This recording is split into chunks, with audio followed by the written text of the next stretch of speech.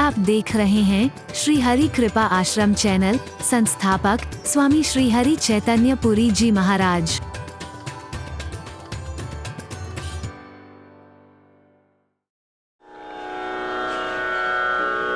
प्रेम में भय नहीं होता है, बिल्कुल ठीक है, निसंदेह। लेकिन कई बार डर की वजह से भी प्रेम पैदा हो जाता है। आदमी विकृतियों से बचा रहता है, बुराइयों से बचा रहता है। धर्म का अंकुश जरूर होना चाहिए। कुछ गलत ना हो जाए, किसी का बुरा ना हो जाए, किसी की बुराई ना हो जाए, बुराई के मार्ग पर हम न चल। डर तो होना चाहिए। हरि बोल। परमात्मा से नहीं,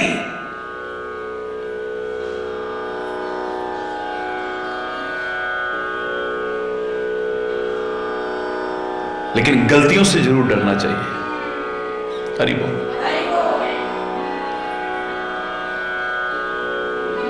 आदमी जब धर्म के अंकुश में जीवन नहीं जीता है, सत्य के अंकुश में जीवन नहीं जीता है, परमात्मा के अंकुश में जीवन नहीं जीता है,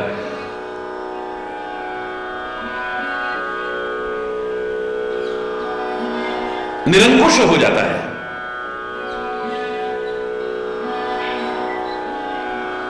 अनुचित भी करता है, अनर्थ भी करता है, जानवर से बदतर जीवन हो जाता है। जानवर से बदतर।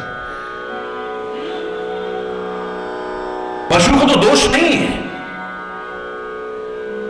लेकिन इंसान की बुद्धि है, विवेक है, अंतरात्मा की आवाज है, ग्रंथों का संदेश है, महात्माओं का संदेश है, उसके बाद भी यदि गलत करता है तो दोष का अधिकारी वो है, जानवर नहीं। शेर अगर हिंसा करता है वो दोषी नहीं है, वो अपराधी नहीं है, क्योंकि वो कर नहीं रहा है। एक प्राकृतिक व्यवस्था है, प्रकृति के अनुसार चल रहा है वो, उसकी अपनी कोई चेष्टा नहीं है उसमें। लेकिन मानव जिसके अंदर बुद्धि दी है, विवेक दिया है, अंतरात्मा की आवाज दी है, सही गलत का निर्णय करने की क्षमता दी है जिसे, वो अगर ऐसा करता है तो वो पाप और अपराध का भागीदार है, वो दोषी है। तो कई बार यद्यपि धर्म कोई डराने की चीज नहीं है, परमात्मा कोई डराने की चीज नहीं है, और यहां तक कि डरने की चीज भी नहीं है, लेकिन जो परमात्मा के मत के अनुसार नहीं चल पाते हैं,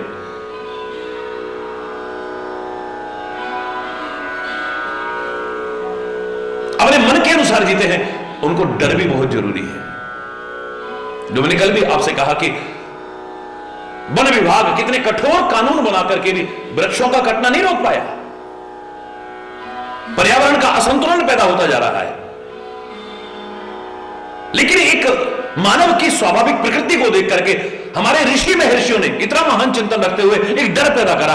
आप अगर पीपल को काटोगे, बड़ को काटो, ऐसा हो जाएगा, ऐसा हो जाएगा, ऐसा हो जाएगा। डर के कारण ही सही, कम से कम इन अस्वस्थ वृक्षों को काटने में हम डरते हैं। बच गए वो पेड़।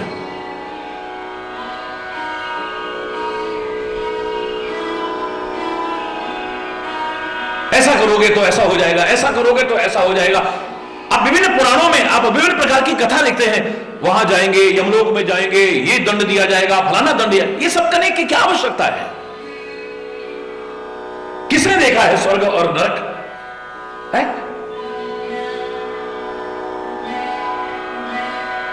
लेकिन जिसके मन से डर खत्म हो जाता है, अरे यहां मस्ती से जियो, वहां किसने देखा है? मरने के बाद किसने देखा है? वही गलत करेगा। और जिसे डर होगा, अगर मैं गलत करूंगा तो मेरे साथ ऐसा हो सकता है, वो कभी भी गलत नहीं करेगा, अनुचित नहीं करेगा, अनर्थ नहीं करेगा, अत्याचार नहीं करेगा, अधर्म नहीं करेगा। आस्तिक और नास्तिक की पहचान क्या है? याद करो मैंने क्या कहा था, चारवाक को लोग नास्तिक कहते हैं। चारवाक का सिद्धांत था यावेत जीवे सुखम जीवेत, ऋणम कृत्वा घृतम पीवेत। जब तक जियो सुख से जियो, कर्जा कर करके भी घी पियो। अब इसके कारण उसको नास्तिक ठहराना मेरे विचार से गलत है। मैं सिद्ध कर सकता हूं, जब तक जियो सुख से जियो। ये वाक्य में क्या कमी है बताइए? कौन सुख से नहीं जीना चाहता? हर आदमी दुख के मार्ग पर चल रहा है, दुखी हो रहा है, एक अलग विषय हो सकता है।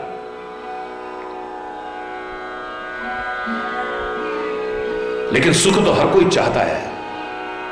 अगर उसने कह दिया कि जब तक जियो सुख से जियो, मेरे विचार से वो गलत नहीं है। इतने के कारण किसी को नास्तिक कहना, क्योंकि हमारे शास्त्र भी कहते हैं परमात्मा की और धर्म की शरण के अलावा कहीं सुख मिल ही नहीं सकता है। यानी अप्रत्यक्ष में कहा गया है कि परमात्मा और धर्म की शरण में रहो तभी सुखी रह पाओगे। जब तक जियो सुख से जियो। इतने के कारण उसको नास्तिक कहना मेरे विचार से हमारी मूर्खता होगी। फिर कर्जा कर कर, चोरी करके तो नहीं कहा, रिश्वत खा के तो नहीं कहा, डकैती डाल के तो नहीं कहा, कुकर्म करके तो नहीं कहा, अधर्म करके तो नहीं कहा, गंदे काम करके तो नहीं कहा। कर्जा कर करके, कर्जा करके नहीं, कर करके। काठ की हांडी एक बार चढ़ सकती है, बार बार नहीं। एक बार व्यक्ति को कर्जा मिल सकता है, अगर उसका लेन देन ठीक नहीं होगा, व्यवहार ठीक नहीं होगा, आइंदा कौन कर्जा देगा?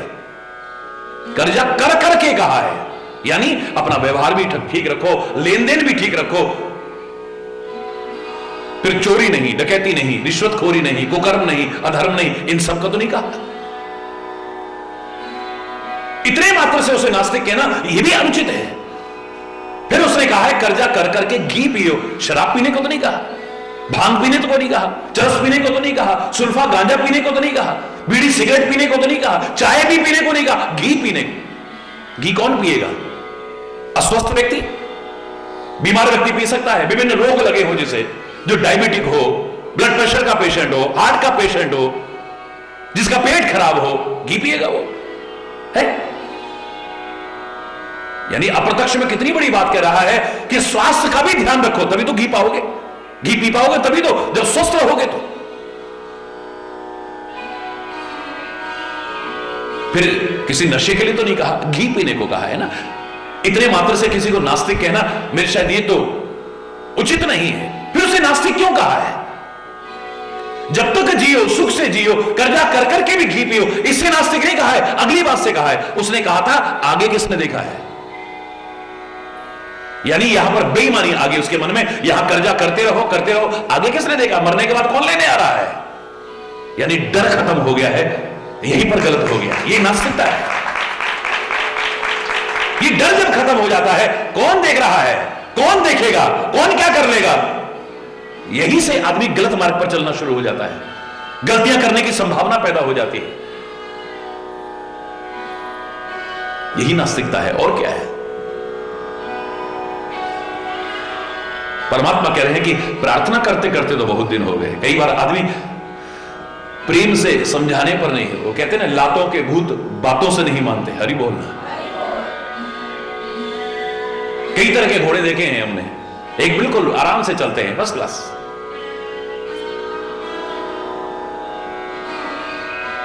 एक जरा सा ठीक नहीं चलते हैं तो घुड़सवार क्या करता है, जरा सा पैर का अंगूठा टच करता है उसके शरीर में, वो चल देते हैं।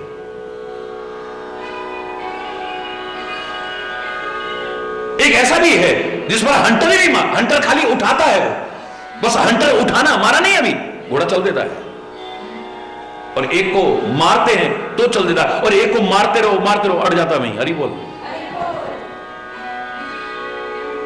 अब तुम अपने आप सही मार्ग पर चलने वाले घोड़े को खाली एक इशारे मात्र से चलने वाले हो, मार का डर दिखा करके चलने वाले हो, मार खाकर के चलने वाले हो, या मार खाकर के भी सही चलने वाले नहीं हो, सोच लेना कहां हो। तो परमात्मा श्री राम कहते हैं 3 दिन हो गए, बोले राम सकोप तब भय बिन होए ना प्रिय।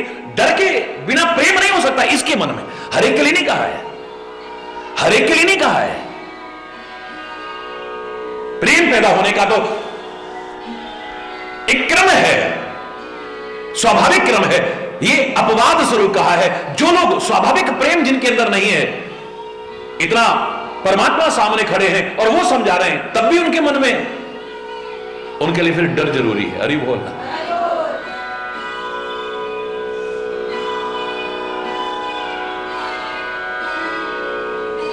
बोले राम सकोप तब भय बिन हो। बड़ा सामान्यता तो मैंने आपसे कहा था, प्रेम कैसे पैदा होता है। जाने बिन न होए प्रतीति। जब तक हम किसी के बारे में जानते नहीं है, हमारे मन में उसके लिए विश्वास नहीं होता है।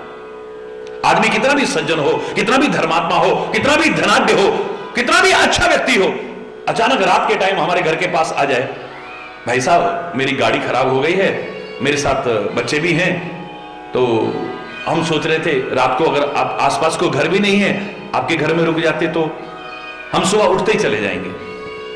पता नहीं कौन है, कोई चोर तो नहीं है, कोई डाकू तो नहीं है, कोई लुटेरा तो नहीं है, कोई हत्यारा तो नहीं है, कोई आतंक, पता नहीं क्या क्या सोच जाएंगे हम, पता नहीं क्या क्या। वो कितना भी अच्छा व्यक्ति है, कितना भी सज्जन व्यक्ति है, कितना भी धर्मात्मा व्यक्ति है और कितना भी संपन्न व्यक्ति है, हमारे मन में पता नहीं क्या क्या आ जाएगा उसके बारे में। क्यों? क्योंकि हम उसको, हमारे मन में विश्वास आ ही नहीं सकता है। वो कहे भाई साहब मैं फलाना उद्योगपति, रात को हमारे पास ही आता, फिर तो मैं बहुत बड़ा अधिकारी हूं वहां पर और मेरे लिए कभी भी कोई सेवा हो आप आइएगा मिले। विश्वास ही नहीं होगा कि लंबी तो नहीं फेंक रहा है। जब तक हम जानते नहीं है सामने वाला कितना भी महान व्यक्ति हो, हमारे मन में उसके प्रति विश्वास नहीं आता है। और जब तक विश्वास नहीं होता, बार बार मिलने को मन नहीं करता है। याद रखना, पहले किसी के बारे में हम जान जाएं, हमारे मन में विश्वास हो जाएगा। जब विश्वास हो जाएगा, बार बार मिलेंगे तो लगाव हो जाएगा, और ये लगाव कब प्रेम में बदल जाएगा पता भी नहीं चलेगा। वरना आज के टाइम में किसी पर भरोसा होना, हरि बोल, तो प्रेम पैदा होने की एक स्वाभाविक प्रक्रिया है।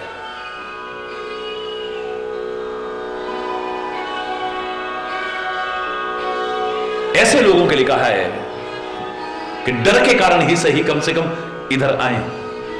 अगर हम ना गए पता नहीं क्या हो जाएगा। अगर आप कथा बीच में छोड़ के चले गए, प्रसाद छोड़ करके सत्यनारायण भगवान का चले गए, तो ये हो जाएगा वो हो जाएगा। अब ये सब क्या है? What is this? जिनके अंदर अनुशासन नहीं है, जिनके अंदर मर्यादा नहीं है, जो परमात्मा नाम के रसिक नहीं है, कम से कम डर के मारे बैठे सही जुड़े यहां पर। यद्यपि धर्म डराने की चीज नहीं है, मैं फिर कह रहा हूं, मेरा जो मत है मैं वो कहने के लिए स्वतंत्र हूं, और वो मत गलत भी नहीं है इसलिए कहने के लिए स्वतंत्र हूं, और किसी की स्वतंत्रता में बाधा पैदा नहीं करता है इसलिए कहने के लिए स्वतंत्र हूं। हरि बोल। धर्म डराने की चीज नहीं है, परमात्मा डराने की चीज नहीं है, सदगुरु डराने की चीज नहीं है, और ये डरने की चीज भी नहीं है। लेकिन अगर स्वाभाविक प्यार नहीं आ रहा तो कम से कम डर की वजह से ही उधर छुट जाए। अगर हमने चोरी की तो ये होगा हमारे साथ। जिस दिन डर खत्म हो गया तो फिर तो पुलिस वालों के घर में भी चोरी करके चला जाएगा। डर जिस दिन खत्म हो गया, फिर आप यहां पर गलत करने से क्या बचाओगे? वो वहां भी नहीं बचेगा। अरे बोल, वो मंदिर को नहीं छोड़ेगा, मस्जिद को नहीं छोड़ेगा, गुरुद्वारे को नहीं छोड़ेगा, चर्च ने, क्योंकि उसके मन में डर ही नहीं है।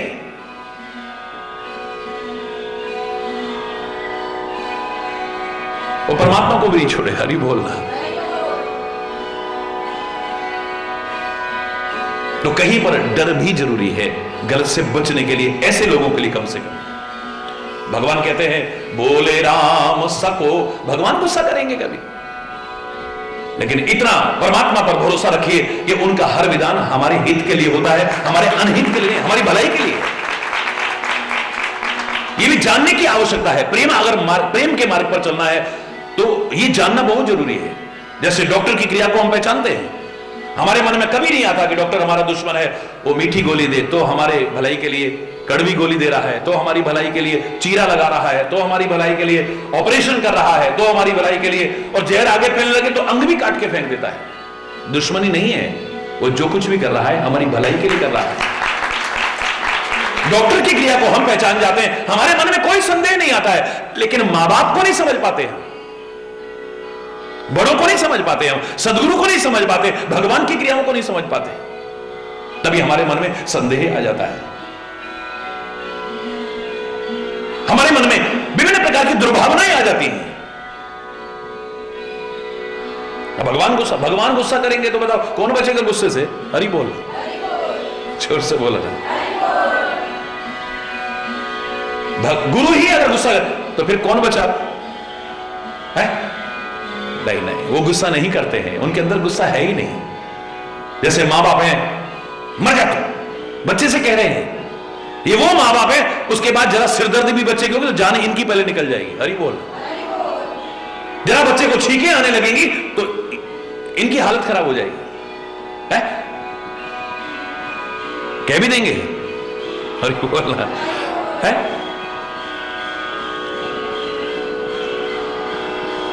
सच्चे अर्थों में जिन्हें माता पिता कहा जाता है, बड़े कहा जाता है,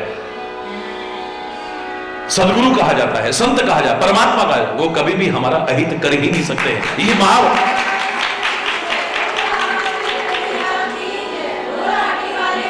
फिर परमात्मा का तो हर विधान मंगलकारी है। वो जो कर रहा है हमारी भलाई के लिए कर रहा है।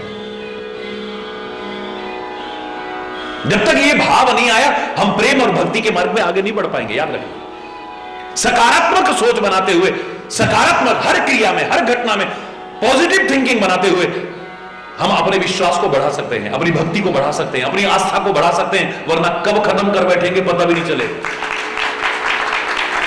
बोले राम सकोप तब भय बिन होए न, बिना डर के प्रेम नहीं होगा। मैं 3 दिन से प्रार्थना, राम कह रहे हैं, परमात्मा प्रार्थना कर रहे हैं,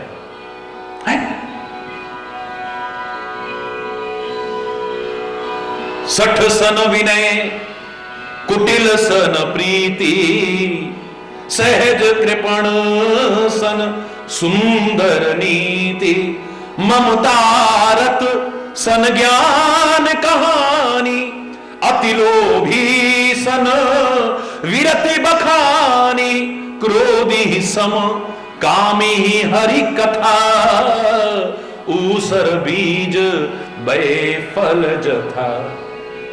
ये कुछ लोगों के लिए हमारा प्रयास बिल्कुल वैसा है जैसे बंजर भूमि में बीज बोना है, आपका बीज भी बेकार जाएगा। मूरख हृदय न चेत, जो गुरु मिलहि विरंच सम, फूलहि फरहि न बेत, यद्यपि सुधा बरसहि जलधि। आकाश जल तो क्या अमृत भी बरसाने लगे, लेकिन बेत का पौधा कभी फलेगा फूलेगा नहीं। हरि बोल।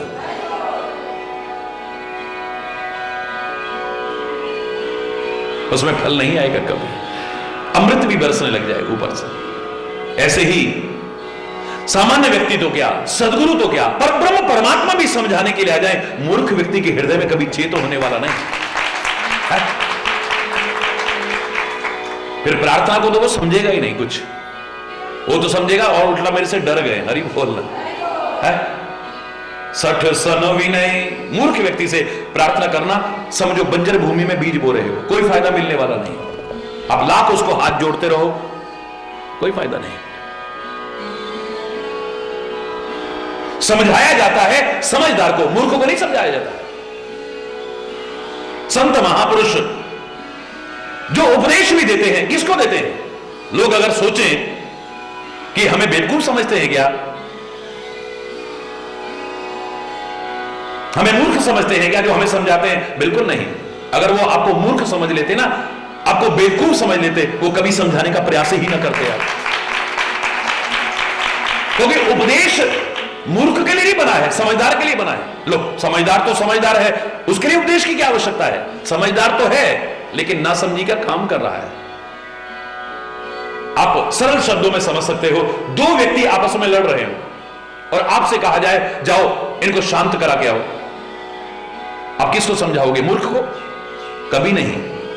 आप समझदार से कहो, भैया तू तो समझदार है, कम से कम तू ही चुप हो जाए यार, ये तो मूर्ख आदमी है, ये तो समझेगा नहीं, तू समझदार है, कम से कम तू ही चुप हो जा। किसको समझाएंगे बताइए? देखा वो गलती करता है उसको कुछ नहीं कहते, हम गलती करते तो हमें कहते। अरे किसको समझाओगे आप? बताओ, मुझे बता दीजिए। समझदार को ही समझा, समझदार तो है लेकिन नासमझी का काम कर रहा है, गलतियां कर रहा है, बस उनसे बचाने के लिए ही उसको समझाने की आवश्यकता है?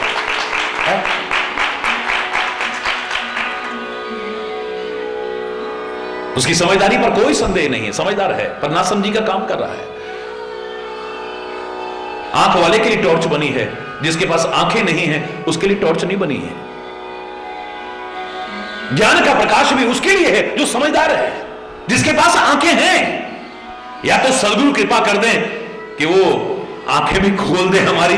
अज्ञानतिमिरान्धस्य ज्ञानांजन शलाकयः, अज्ञानतिमिरान्धस्य ज्ञानांजन शलाकयः चक्षुरुन्मीलितं तस्मै श्री गुरुवे नमः। उन सदगुरु भगवान के चरण कमलों में प्रणाम है जो अज्ञान रूपी अंधकार से अंधे हो चुके नेत्रों में ज्ञान की शलाका डाल करके आंख खोल दे। अरे बोल, पर आंख होगी तभी तो खुलेगी ना। बोलो, आंख होगी, चाहे अंधी हो चुकी है उसी में तो प्रकाश दोगे ना। जब आंख ही नहीं होगी तो हरि बोलना, जोर से बोलो ना।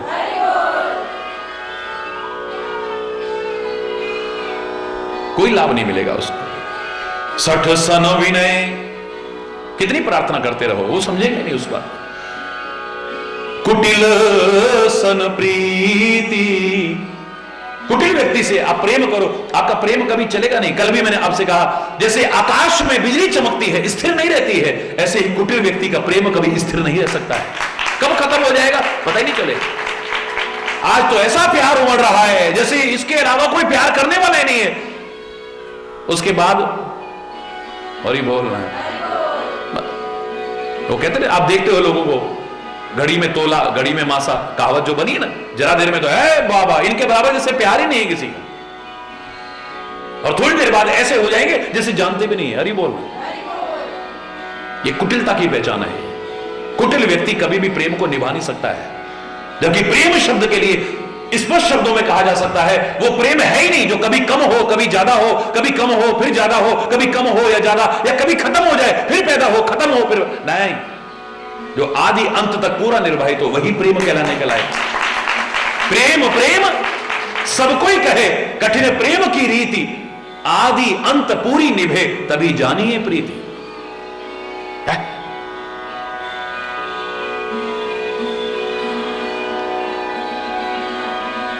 अवधवासी क्या कहा करते थे, हमारा प्रेम कभी भी परमात्मा के चरणों में कम ना हो।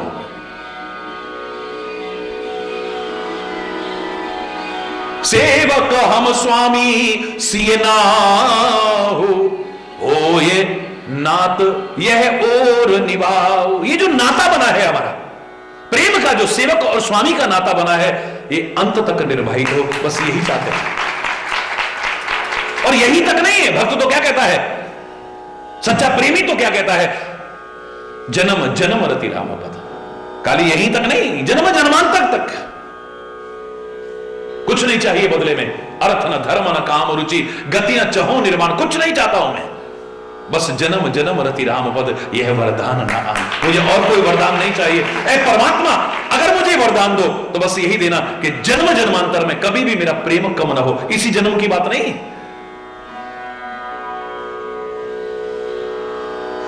दुनियादारी के तो प्रेम प्रेम थोड़ी। हरि बोलना है, छल है, दिखावा है। प्रेम प्रेम शब्द तो बहुत ऊंची चीज है। कब धोखा मिलेगा पता भी नहीं चलेगा, कब रोते बिलखते रह जाओगे पता भी नहीं चलेगा। हरि बोलना, ये निर्वाहित होता है। इतना प्रेम इतना प्रेम इतना प्रेम, सब उतर जाता है भूत। वो मजाक करते ना लोग, चंद्रमुखी लगती है पहले, फिर कुछ दिन बाद सूरजमुखी लगने लगती है, फिर ज्वालामुखी लगने लगती है। हरि बोल, प्रेम के लिए बहुत आवश्यक है कि आपका स्वभाव अच्छा हो, आपका आचरण अच्छा हो, आपका चिंतन अच्छा हो, आपका जीवन अच्छा हो। प्रेम ही प्रेम हो।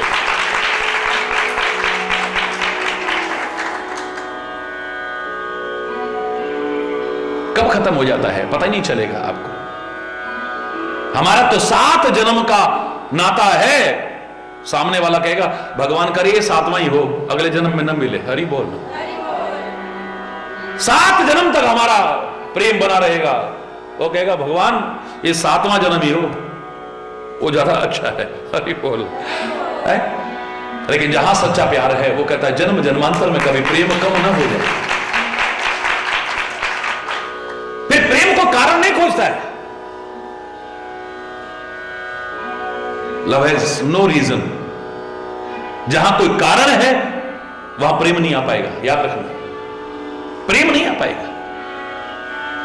किसी वजह से लगाव हो सकता है, अटैचमेंट हो सकता है, लव नहीं, प्रेम नहीं। कोई स्वार्थ नहीं है जहां, कोई कामना नहीं है जहां, वहां प्रेम टिकता है। नहीं तो कामना पूरी हो गई तो जय हो, नहीं हुई तो अरे क्या मिला भगवान का, हमने ऐसा लिया फिर भी हमारे साथ ऐसा हो गया, अरे बोलना। कब खत्म हो जाएगा पता ही नहीं चलेगा। कहां गई वो भक्ति, कहां गई वो श्रद्धा, कहां गई वो आस्था, कहां गया वो विश्वास, कहां गया वो प्यार, हरि बोल, नहीं टिकेगा।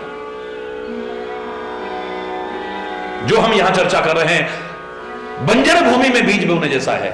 आप सोचो कि कुटिल व्यक्ति आपसे प्रेम करेगा, मतलब ही नहीं है, मतलब ही नहीं है। दामिनी दमक रहना घन माही, खल के प्रीति जथा थिर नाही। बिजली चमक रही है पर स्थिर नहीं रहती है, ऐसे ही दुष्ट और कुटिल व्यक्ति का प्रेम स्थिर नहीं रहता। कब खत्म होता है? बेकार है, बंजर भूमि में बीज बोने जैसा है। सठ सन विनय कुटिल सन प्रीति, सहज कृपण सन सुंदर नीति। जो स्वाभाविक ही कंजूस है, उसके सामने आप कितना समझा लो उसे, आप उदारता का भाषण दो उसको कोई फर्क नहीं पड़ने वाला है? वो कहावत है बनी ना, इन तिलों में तेल नहीं है, हरि बोलना। हाँ, कुछ नहीं निकलने वाला। सहज कृपण सन सुंदर नीति, ममतारत सन ज्ञान कहानी। जो मोह ममता में लगा हुआ है उसे ज्ञान अच्छा नहीं लगेगा, याद रखना। ये मोह ममता ऐसी है, अंधा बना देती है आदमी, अंधा। सारे अनर्थ की जड़ बन जाती है। मोह माने अज्ञान भी है, मैं बार बार कहा करता हूं, मोह माने भ्रम भी है, मोह माने आसक्ति भी है। अंधा हो जाता है यार। अपने बच्चों के साथ आपकी मोह ममता है, जितनी ज्यादा होगी आप उतने अंधे हो जाएंगे, आपको दिखेगा नहीं, उनकी कमी नजर नहीं, औरों की कमियों का दुनिया में बखान करोगे आप। और कोई आपको चाहे कितना प्रतिष्ठित व्यक्ति भी, समझदार व्यक्ति भी, आपका हितैषी भी कहे ना आपके बच्चे में कमी नहीं, हो ही नहीं सकती है, अंधे हो जाते हो आप। जो दुख का एक दिन दुख का कारण बनती है।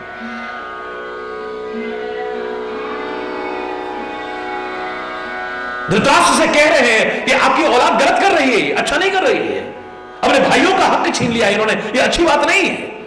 और जिनका हक छीना है उन्हीं को लाक्षागृह तक में जलाने की कोशिश कर रहे हैं, उनको जंगल में मरवाने की कोशिश कर रहे हैं, विभिन्न प्रकार से उनके जीवन में मुसीबतें और संकटों के पहाड़ खड़े कर रहे हैं। अच्छी बात नहीं है ये, मैं जानता हूं, पर क्या हरी बोल।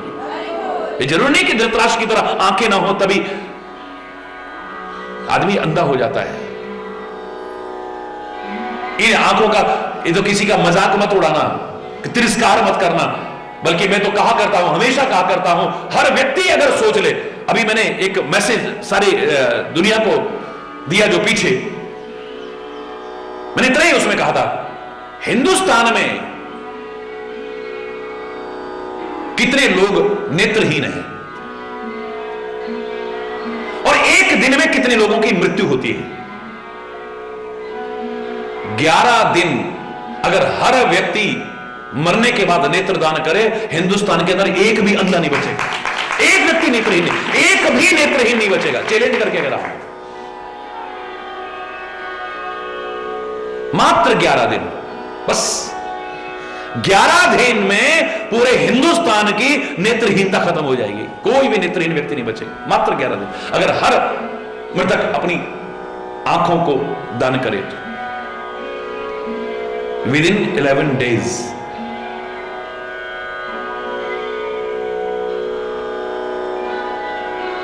हर आदमी सोच ले कि मरने के बाद ये शरीर तो मिट्टी की ढेरी बन जाना है, राख की ढेरी बन जाना है। कम से कम जाते जाते 2 लोगों की जिंदगी में रोशनी तो भर जाऊं, क्या सजा हो जाए। मैं उनका तिरस्कार नहीं कर रहा हूं जिनकी आंखें नहीं है, उनमें तो कई ऐसे हुए हैं सूरदास जैसे जो आंखें न होते हुए भी वो कर गए जो आंख वाले भी नहीं कर पाए हैं। उनमें तो अनंत लोग ऐसे मिलेंगे आपको। लेकिन मोह ममता जहां आ जाती है, आंख होते हुए अंधा हो जाता है आदमी।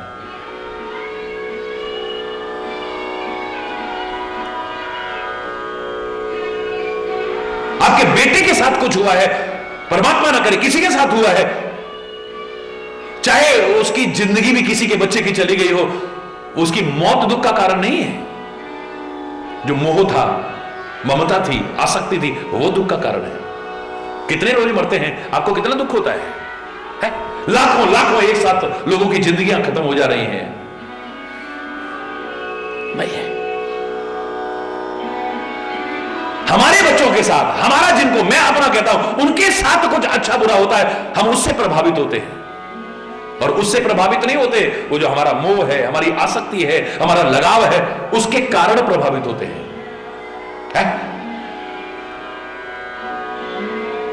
भूकंप आया, कितने लाखों लाखों लोगों की जिंदगी चली गई।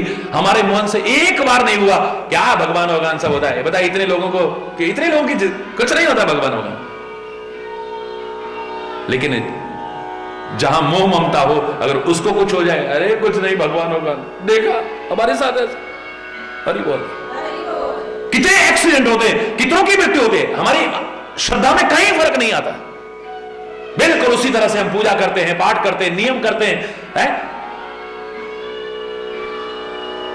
लेकिन जहां मोह ममता है, वहां कहीं दुर्घटना हो जाए तो हरि बोलना। तो इसका तात्पर्य, वो जो दुर्घटना हुई वो दुख का कारण नहीं है, वो जो मोह है, जो आसक्ति है, वो दुख का कारण है।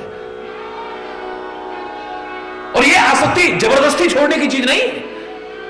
आप लाख कोशिश करें, इसे छोड़ भी नहीं पाओगे। मैं उसने भी आपसे कह रहा था, ये जबरदस्ती हठपूर्वक छोड़ी नहीं जाएगी। इसको तो एक विकल्प दे दो, पहले आसक्ति ही रखो, लेकिन इधर आसक्ति शुरू कर दो। तुम्हारे जीवन का वो जो लगाव वहां था, वो जो लगाव वहां था, इस लगाव को इधर कर दिया बस। यहां आसक्ति भी अनुरक्ति बन जाएगी। बोलना आसक्ति कोई मजाक नहीं है, ऐसे कदम करना। कितने आप उदाहरण देखते हो जिन्होंने घर छोड़ दिया, बार छोड़ दिया, परिवार छोड़ दिया, सब कुछ छोड़ दिया और जंगल में चले गए, एक पेड़ के नीचे बैठे हैं, एक वृक्ष के नीचे बैठे हुए हैं, सब छोड़ छाड़ करके। अभी नदी पर स्नान करने गए, लेकिन जब नदी से स्नान करके लौटे तो क्या देखा, उस पेड़ के नीचे कोई और आके बैठे।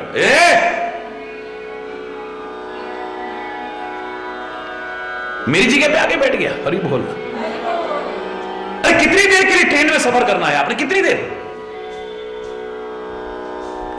करना है, उसके पीछे कितनी लड़ाइयां हो जाती। मेरी सीट पर बैठ गया था, मेरी मेरी मेरी। ये आसक्ति को कहां का, घर बार छोड़ के निकला था, ट्रेन में जा रहा है, बस में जा, ये तो मेरी सीट है।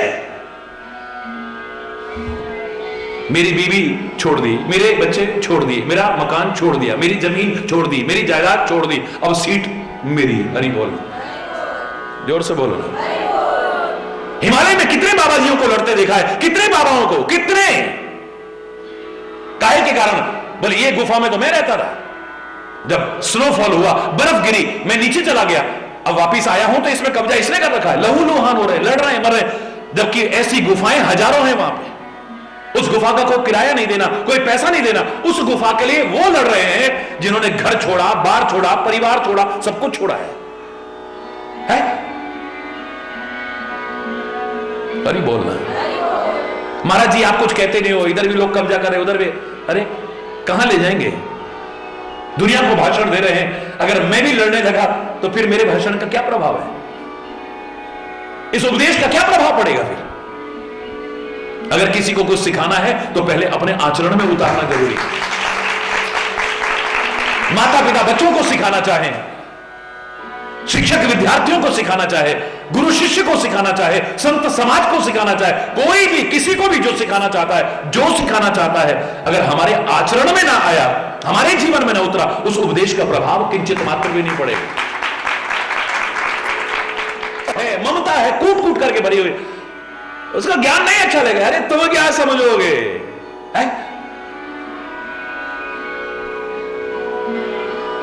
तुम्हारी औलाद होती तब पता चलता तुमको कि बच्चों के लिए क्या क्या करना पड़ता है। तुम तो बाबा जी हो गए, तुम्हें क्या पता है मोह ममता क्या चीज होती है। वो ज्ञान सिखाने वाले को ये भी कह देगा, हरि बोल। ममता रत सन ज्ञान कहानी। तभी तो कहते हैं ना, एक संत अपने सदगुरु के आश्रम पर रहते थे, तो सदगुरु ने एक दिन संदेशा दिया, भैया तुम्हारी मां की मृत्यु हो गई और मां का स्थान बहुत ऊंचा है, अगर भगवान भी कह दूं तो कोई अतिशयोक्ति नहीं है, उसका कर्जा हम कभी चुका नहीं सकते। जीवन और मौत के बीच झूलते हुए जिस घड़ी में तुमको जन्म दिया था, उस एक घड़ी का कर्जा भी लाख जन्म लेकर के तुम चुका नहीं सकते हो। जो सब कुछ त्याग देते हैं वो सन्यासी भी कहीं और झुके ना झुके, लेकिन अगर मां सामने आ जाए तो उसके सामने वो भी झुक जाते हैं। जननी जन्मभूमि से स्वर्गादपि गरीयसी कहने वाले देश की संस्कृति को अपना के तो देखो एक बार।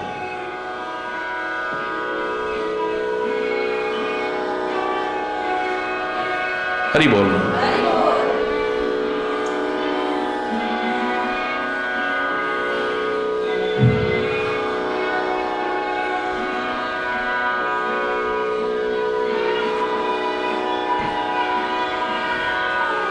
हरि बोल।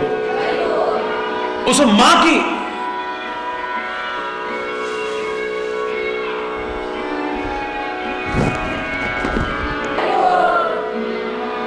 मां का स्थान कोई ले नहीं सकता कभी भी, लाख कोशिश करे तो भी। तो गुरुदेव ने कहा, वो जो संत रहते थे वहां आश्रम, उनके शिष्य, उनसे कहा, बेटा तुम्हारी माता का देहांत हो गया है तो तुम्हें जाना चाहिए, जाओ। जाकर के परिवार के लोगों को ढांढस बंधाना, धैर्य धारण कराना, सांत्वना देना, उन्हें जाकर के ज्ञान सिखाना, मैंने इतना ज्ञान सिखाया है तुम्हें। हाँ, ऐसा ना हो कि तुम वहां जाओ और मोह ममता में लिप्त हो जाओ। हरि बोल। जो आ गया गुरुदेव, जल्दी आओ। गुरुदेव को लगा कि कहीं ये मोह ममता में लिप्त ना हो जाए, जाकर के वो भी पीछे पीछे चल दिए। वहां पर जाकर के जब गुरुदेव ने देखा, उन्होंने कहा, तेरी का सारा सिखाना ही बेकार हो गया मेरा तो। लोग रो रहे थे, बिलख रहे थे, पर ये तो चिल्ला चिल्ला कर रोने लगा वहां जाकर। लोग तो बैठ के रो रहे थे, बैठे बैठे छाती, ये तो इधर गिर इधर गिर, बुरा हाल कर दिया इसने तो जाकर। अरे मां तू मेरे को छोड़ गई, अरे मुझे पहले पता होता मैं तो बाबा जी ना बनता, और ऐसा और दुनिया भर का। अरे बोल रहा जोर से बोल रहा है। अब सारे चौंके, भैया ये कौन है? बाबा जी। और बाबा कौन हो आप? नहीं पहचाने मेरे को? अरे मेरी मां है, मैं फलाना। हाँ, सब रोना धोना सबका बंद हो गया। हरि बोल। गुरुदेव ने ही तो कहा था सबको शांत कराना, चुप कराना, सांत्वना देना, काम तो हो गया वैसे। हरि बोल। और रोना धोना तो बंद हो गया। अब सबका ध्यान आकर्षित, तू? अरे भैया हमने पहचाना नहीं, तेरी तो दाढ़ी वाड़ी बढ़ गई, बाल बाल बढ़ गए, अरे अरे तेरी बात। और उसने जब इतना करा, उन्होंने कहा, भैया देख तू काहे को रो रहा है, एक दिन हम भी सब्र कर लेंगे, हम तो घर गृहस्थी में हैं। और तू बाबा जी हो गया, तू ऐसे काहे को कर रहा है? अरे जो हो गया हो गया, जाने वाला चला गया, वापस तो आएगा नहीं। अरे कैसे नहीं? अरे तू मां मेरे को क्यों नहीं ले गई अपने साथ? हरि बोल। ओए रोना धोना मार दुनिया भर का बवाल। बड़ी मुश्किल से उसको संभाल रहे, दो इधर से पकड़ रहे हैं, दो इधर से, वो तो कभी इधर गिर कभी इधर गिर कर बुरा हाल कर रखा। हरि बोल। अब वहां से जब शव यात्रा निकलने लगी तो उसका तो बाबा बुरा हाल, दो जनों ने इधर से पकड़ रखा, दो जनों इधर से, और रोते बिलखते, अरे चले जाओ। आगे बढ़े तो गुरुदेव ने पीछे से आकर के चुपचाप भीड़ भाड़ में, पता भी ना चले, ऐसे चूंटी काटी और उसका हाथ खींच के उधर ले गए उसको, एक पेड़ के पीछे ले गए उसको। बोले बेटा तू तो कहता था सब मोह ममता बेकार है, दुनिया में जो आया है एक दिन जाएगा, इतना तूने ज्ञान सीखा, पर तूने तो सारा ज्ञान चौपट कर दिया। अरे इतना तो गृहस्थी लोग नहीं रो रहे जितना तू रो रहा है, जितना तू देख रहा है। तेरे को भेजा था जिस काम के लिए, तू तो उल्टा काम कर रहा है। बोल नहीं गुरुदेव, आपने साथ में यह भी कहा था खाली सैद्धांतिक ज्ञान नहीं, व्यवहारिक ज्ञान होना चाहिए, और आपने ही सिखाया है। मैं नहीं कह रहा कि मैं आपके उपदेश से अलग जा रहा हूं, आपने जो सिखाया मैं वही कर रहा हूं। अगर मैं जाकर के ज्ञान सिखाता ना, ये मोह ममता में ग्रसित लोग मेरे ज्ञान को ना सुनते। ये कहते हैं तू क्या समझेगा मोह ममता क्या चीज होती है, तू तो बन गया बाबा जी, अरे हमारे साथ क्या बीत रही है, तू क्या समझेगा इस बात। ये मेरी बात को ना सुनते। अगर मैं कहता देखो भाई जाने वाला तो चला गया, जो भी आया है सो जाएगा, राजा रंग का फकीर, अरे वो है मेरा ज्ञान इनके किसी काम का नहीं आना, क्योंकि मोह ममता में जो ग्रसित है उसको ज्ञान सुनाना बंजर भूमि में बीज बोने जैसा है। इसलिए मैं व्यवहारिकता का उपयोग कर रहा था। आपने यही तो कहा था इनको शांत कराना, शांत हो गए कि नहीं हो गए बोलो। इनका रोना धोना बंद करवाना, करवा दिया कि नहीं मैंने बोलो, हरी बोलना। इनको ज्ञान सिखाना कि जाने वाला तो चला गया, वापस तो आएगा नहीं, हर कोई जाता है। मैं क्या सिखाता, ये मेरे को सिखा रहे हैं। अरे बेटा, अरे हम गृहस्थी आदमी हैं, एक दिन हम सफर कर लेंगे। अरे तूने तो घर बार छोड़ दिया, तू काहे को ऐसे हो रहा है, अरे आया है दुनिया में वो एक दिन जाएगा। यही तो सिखाना था, अब ये सिखा रहे हैं मेरे को। हरी बोल। संतों महापुरुषों की क्रियाओं को समझना इतना सरल नहीं है, याद रखना। डॉक्टर की क्रिया को हम समझ जाते हैं, वहां कोई संदेह नहीं। ये मीठी गोली दे रहा है, फिर कह रहा हूं तो हमारी भलाई के लिए, कड़वी गोली दे रहा है तो हमारी भलाई के लिए, चीरा लगा रहा है तो हमारी भलाई के लिए, ऑपरेशन कर रहा है तो हमारी भलाई के लिए, अंग भी काट रहा है तो हमारी भलाई के लिए। उन भेड़ियों की बात नहीं कर रहा जो ऑपरेशन के बहाने किडनियां निकाल लें या आपको बेवजह परेशान करें थोड़े से लालच के पीछे।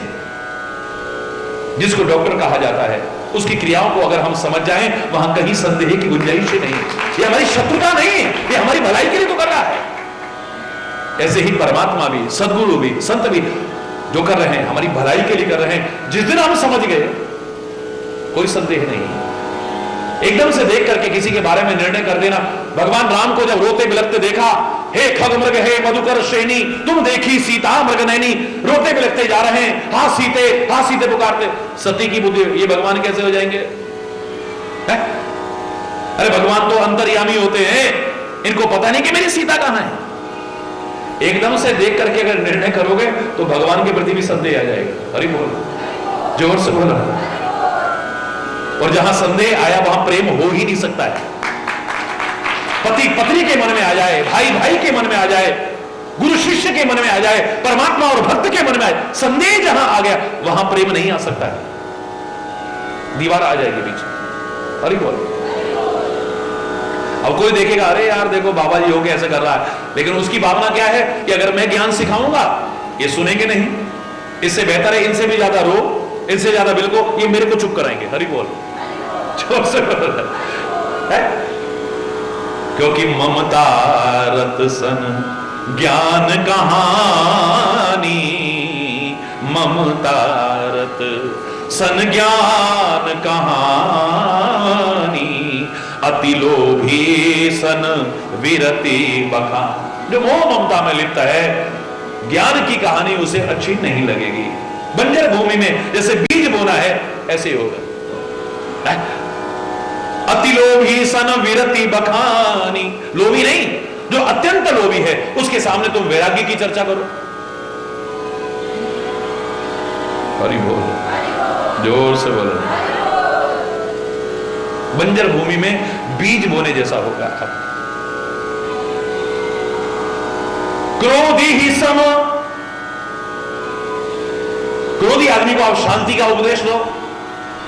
गुस्सा काय कर रहा है, ये अच्छी चीज नहीं है, तेरे से चुप हो जा, तू चुप हो जा, तू बीच में बताना।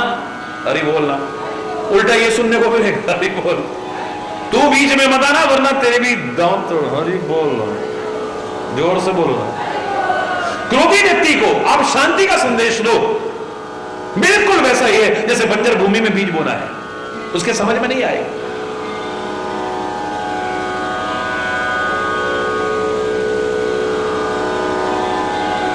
क्रोधी ही सम कामी ही हरि कथा, कामी व्यक्ति के बस आप भगवान श्री हरि की कथा सुनाने लगो, बंजर भूमि में बीज बोने जैसा है, उसको अच्छा ही नहीं लगेगा। कामी व्यक्ति को विषयिक गीत अच्छे लगेंगे, ऊटपटांग फिल्में देखना अच्छा लगेगा, गंदी संदी बातें करना अच्छा लगेगा, उसे भगवान की कथाओं में कोई रुचि नहीं हो सकती है? बोलिए, एक बगुले को अगर हम मानसरोवर में पहुंचा दें, क्या अच्छा लगेगा उसको? वहां खाने को मछलियां तो मिल नहीं रही। अरे बोल,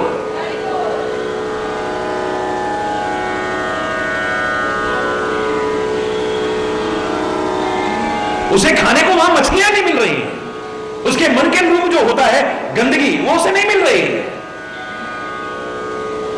वहां पर तो हंस ही रह सकता है, बगुला नहीं रह सकता है। ऐसे लोग सत्संग में भी आएंगे ना, तो सत्संग में रुचि नहीं होगी उनकी, ध्यान लगेगा नहीं, बार बार घड़ी देखेंगे। महाराज जी के प्रवचन में लाखों लाखों लोग जो पागल होकर के बैठे रहते हैं, दीवाने होकर के बैठे रहते हैं, क्या कारण है? क्योंकि उनकी रुचि है उसमें। रुचि नहीं होगी तो अच्छा ही नहीं लगेगा उसे। रुचि होना जरूरी, इंटरेस्ट होना जरूरी है? अगर कोई पूछे कि महाराज जी ध्यान लगाने का क्या, हमारा तो मन एकाग्र होता ही नहीं है, हमारा मन लगता ही नहीं है, जब कभी ध्यान में बैठो मन पता नहीं कहां कहां भटकता है। अरे बोल, तो मैं क्या करता हूं, ये पूछने की बजाय कि मन कैसे लगेगा, ये पूछो कि रुचि कैसे जागृत होगी। क्या बात कर रहे हो महाराज जी? अरे मैंने कहा जहां रुचि हमारी होगी ना, वहां मन अपने आप एकाग्र हो जाएगा। हमारी फिल्मों में रुचि है, आधी रात में भी हमारी पसंदीदा फिल्म आ रही हो, मजाल है हमें नींद आ जाए, मजाल है हमें भूख लग जाए, मजाल है जब कोई बाधा नहीं आएगी बीच में, आधी आधी रात जग करके भी लोग देखते हैं। क्यों? माँ बाप आके शिकायत करते हैं, महाराज जी बहुत तंग आ गया। अरे तो मैंने कहा यार कनेक्शन कटवा देना सीधे सीधे, पर अपना लालच भी है ना, अपने मनपसंद का वो सीरियल देखना है, अपने मनपसंद का वो देखना है। जब तुम इतना देखोगे तो बच्चे इतना देखेंगे फिर। अरे बोल,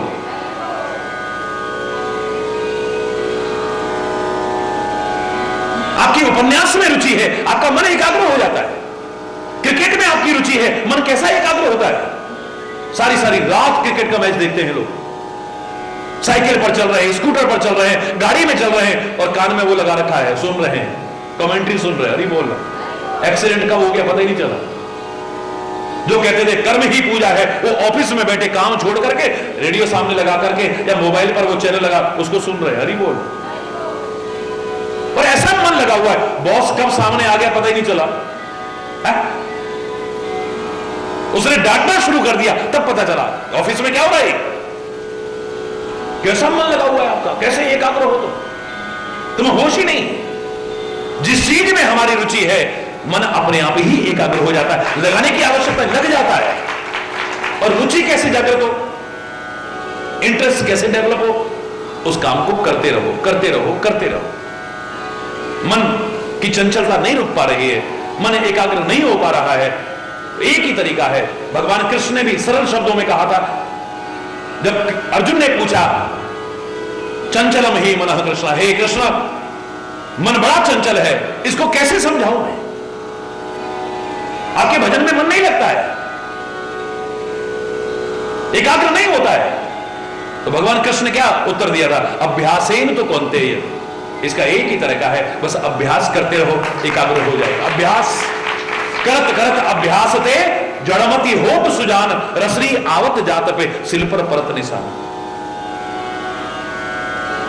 अभ्यास ही एक तरीका है, आपकी रुचि अपने आप आ जाएगी। शराब में पहली बार किसकी रुचि होती है, दूसरी बार किसकी रुचि होती है, तीसरी बार किसी की थू थू थू थू करते, जैसा लोग बताते हैं। क्योंकि लाखों लोग मेरे संपर्क में छोड़ चुके हैं, उनके जब सुनता हूं तभी बोल, पहली बार अच्छी नहीं लगी, दूसरी बार अच्छी नहीं लगी, तीसरी बार, लेकिन लेता रहा लेता रहा लेता रहा, और शराब के बिना रह नहीं पाता है। अरे बोल, घर बर्बाद हो जाए, शांति बर्बाद हो जाए, शरीर बर्बाद हो जाए, पैसा बर्बाद हो जाए, इज्जत बर्बाद हो जाए, लेकिन उसके बिना रह ही नहीं पा रहे है? गलत कर्म किसको पहली बार अच्छे लगे होंगे, दूसरी बार किसको अच्छे लगे होंगे, लेकिन करते करते करते उसमें भी आनंद आने लगता है। गलत से गलत जब तुम करते रहते हो करते रहो, जब वो अच्छा लगने लगता है तो वो अच्छा काम तुम करते रहो, तुम्हें अच्छा न लगे ऐसा हो ही नहीं सकता है। नहीं मन लग रहा है तो भी लो, अभ्यास ही इसका उपाय है और कोई नहीं। करते करते करते तुम्हारी रुचि जागृत हो जाएगी, इंटरेस्ट डेवलप हो जाएगा, और जिस दिन इंटरेस्ट डेवलप हो गया आपका मन एकाग्र हो जाएगा, ध्यान लगने लगेगा। और या फिर मैंने दूसरा सरलतम और श्रेष्ठतम मार्ग बताया था, और वो क्या था? प्रेम। महाराज जी कोई सरल रास्ता बताओ, हमारा ध्यान लग जाए बस, है? तो मैंने कहा प्रेम करो। क्या करो? जोर से बोलो, प्रेम। उससे क्या हो जाएगा? अरे मैंने कहा दुनिया में झूठे प्रेम का एहसास, प्रेम है नहीं, प्रेम का भ्रम है तुम्हें, झूठे प्रेम का एहसास हो जाए वहां से ध्यान हटता ही नहीं है। सो रहे हैं तो वही, बैठे हैं तो वही, दिमाग में है तो वही, लाख कोई समझाए कोई समझाने का असर नहीं, लाख कोई सिखाए कोई सीखने का असर नहीं, फर्क पड़ता है कोई? ध्यान हटता ही नहीं है वहां से, सोते उठते बैठते जागते वही ध्यान लगा हुआ है? रात दिन उसी के ख्यालों में खोए रहना, उसी को पाने की कोशिश करना, बस इसी में तो लगे रहते हो। क्या है? झूठे झूठे प्रेम का एहसास भी हो जाए आपका ध्यान कभी हटता ही नहीं है, और सच्चा प्रेम हो जाए तो ध्यान हटेगा नहीं, तो लगाओगे कहां से? है? ध्यान लगाने का उपाय, ध्यान तो तब लगाओगे जब ध्यान हटेगा। तो गोपियों ने कब ध्यान लगाया? ओ लगाया कभी? उनका ध्यान हटता ही नहीं है।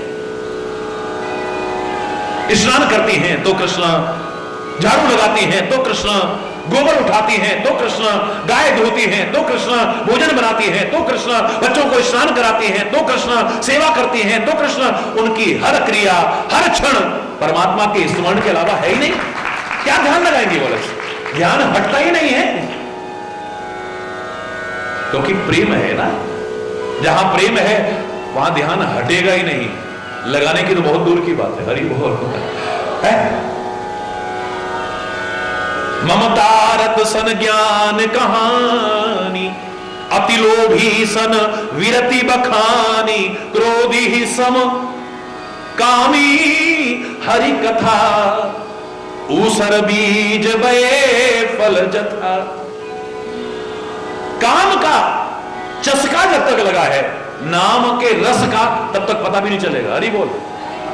काम का चस्का जब तक लगा हुआ है तब तक नाम का रस का आनंद ही नहीं आ सकता है। पुराने जमाने में बुजुर्ग लोग एक किस्सा सुनाया करते थे। एक चींटी मिश्री के पहाड़ पर चली गई। अब उसने सुना था मिश्री बड़ी मीठी होती है, मिश्री बड़ी अच्छी होती है। अब वो जहां तहां उसमें मुंह मारे, लेकिन उसे स्वाद ही ना आए। हरि बोल। उसकी साथी सारी चींटियां आई,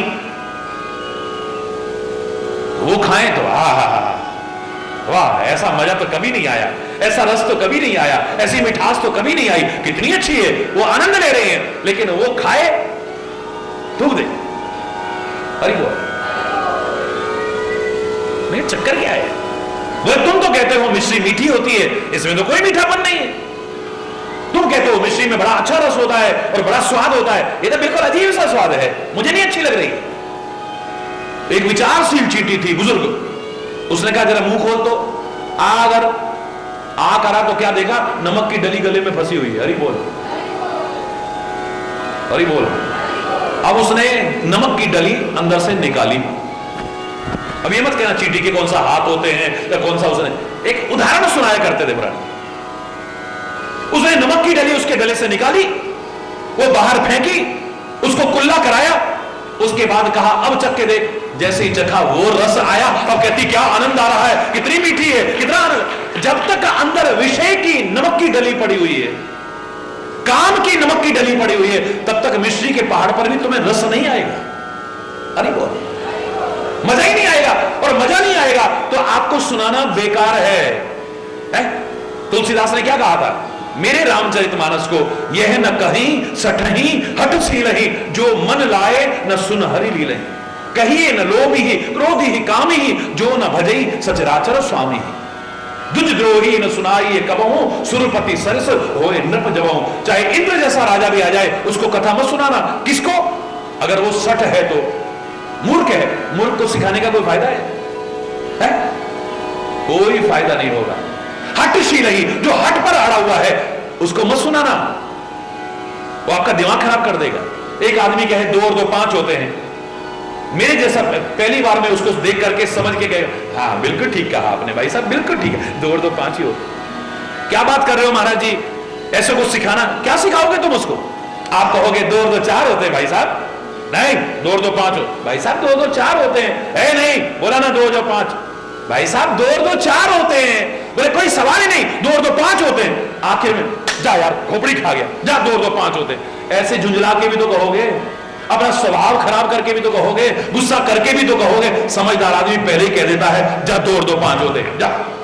अरे बोल, एक हट पर अड़ने वाले से आप समझाने लगोगे, आखिर में हार के आपको जा यार, हाँ ठीक है भैया 2 और 2 5 ही, खोपड़ी खा गए यार। अरे बोल, यह है ना कहीं सठही हठ सी लही। मूर्ख व्यक्ति को मत सुनाना मेरी रामायण, उसे कोई लाभ ही नहीं मिलेगा। साक्षात भगवान कृष्ण भी सिखाए, दुर्योधन सीखने वाला नहीं है, धृतराष्ट्र सीखने वाला नहीं है, है? हनुमान जी जाकर के सिखा रहे हैं, पर रावण सीखने वाला नहीं है। मूर्खता जिसके अंदर आ गई है, अभिमान जिसके अंदर, उसको सिखा करके क्या मिलेगा? तुम्हें कुछ नहीं मिलने वाला है, तुम्हारे उपदेश का कोई प्रभाव नहीं पड़ने वाला है। फिर कह रहा हूं, मूर्ख हृदय न चेत जो गुरु मिलहि विरंचि सम। ब्रह्म भी गुरु बनकर के आ जाए, मूर्ख व्यक्ति के हृदय में चेत नहीं हो सकता है। बोले यह ना कहीं सटही हट सीलही जो मन लाए न सुन हरि लीले। जिसका मन ही लगा सुनने, जबरदस्ती मत सुनाना। जब मन ही नहीं लग रहा है तो इसका मन तो कहीं और लगा हुआ है ना। अरे बोलना, आप लाख कितनी भी आनंद की चीजें सुनाते रहो, जिसका मन कहीं और लगा हुआ है उसे हरि बोलना, उसका ध्यान वहां लगेगा ही नहीं। जब ध्यान नहीं लगेगा तो आदमी सुनेगा नहीं, जब सुनेगा नहीं आपके सुनाने का फायदा क्या है? वो टेप रिकॉर्डर थोड़ी है, आप चालू कर दिया और आदमी सुनता रहे। बोलिए,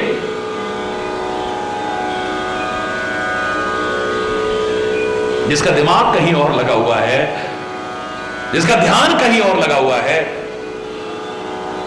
उसको यहां आनंद आने वाला नहीं है। हरि बोल, कामी ही हरि कथा, क्योंकि उसके मन के अनुकूल चर्चा वहां है ही नहीं, उसको आनंद नहीं आएगा।